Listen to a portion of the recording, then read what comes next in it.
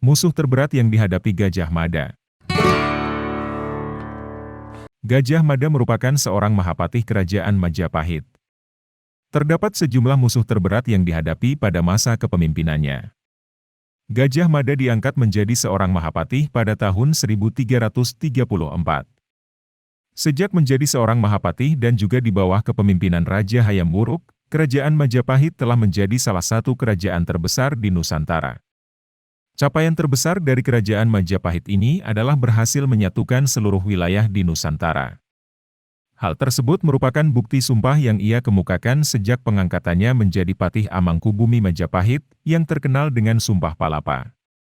Selama menjadi seorang Mahapatih yang gagah berani, tentu banyak lika-liku permasalahan dan tantangan dari berbagai musuh yang telah dihadapinya. Berikut ini, deretan musuh terberat yang pernah dilawan oleh Gajah Mada sejak menjadi Mahapatih Kerajaan Majapahit. 1. Kebo Iwa. Kebo Iwa merupakan seorang patih dari Kerajaan Bali Aga. Kerajaan ini sangat sulit ditaklukkan oleh Majapahit karena adanya keberadaan patih Kebo Iwa.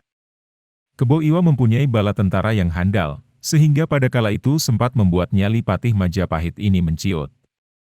Dengan bekal strategi yang dimilikinya, Kerajaan Bali masuk di bawah kekuasaan Majapahit dengan cara mendekati dan mensiasati kekurangan dan kelemahan dari Kerajaan Bali Aga tersebut, hingga menjadi sahabat Kerajaan Majapahit.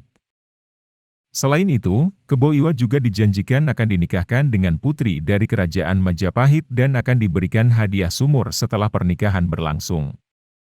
Dengan itu, Kebo Iwa langsung mengunjungi Majapahit dan menagih janjinya itu. Sesampainya di sana, Kebo Iwa malah dijebak dan dimasukkan ke dalam sumurnya, sehingga peperangan antara kedua kerajaan tersebut tidak dapat dibendung. Hingga akhirnya Kebo Iwa mengalah dan memberikan nyawanya kepada Mahapatih Kerajaan Majapahit, dan ia pun bersumpah bahwa Nusantara jika berada di bawah kepemimpinan Majapahit akan terus dijajah bangsa asing. Jika kalian suka dengan channel ini, silahkan subscribe dan tekan tombol loncengnya. Lanjut ya guys. 2. Prabu Siliwangi.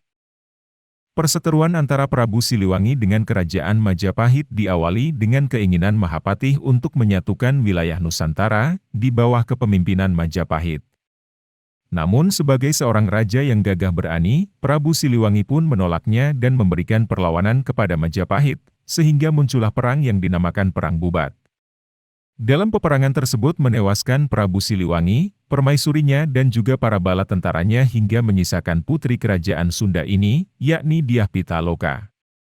Meskipun ia selamat dari peperangan tersebut, Dyah Pitaloka akan diberikan tawaran sebagai permaisuri Raja Hayam Wuruk. Tawaran tersebut ditolaknya dan ia memutuskan untuk bunuh diri. 3. Raja Wengker.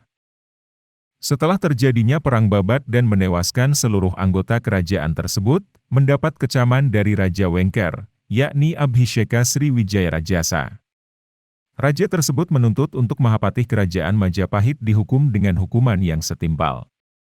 Tuntutan tersebut mendapat dukungan dari Kerajaan Kahuripan dan keduanya memutuskan untuk menyerang kediaman Mahapatih Majapahit. Setibanya di kediaman Mahapatih, Raja Wengker dan Raja Kahuripan tidak menemukan Patih Majapahit. Kejadian ini terus melegenda hingga sekarang sampai tertuang dalam Kidung Sundayana, diketahui bahwa Gajah Mada telah bersemedi, sehingga jiwa raganya moksa atau terlepas dari dunia menuju Wisnuloka.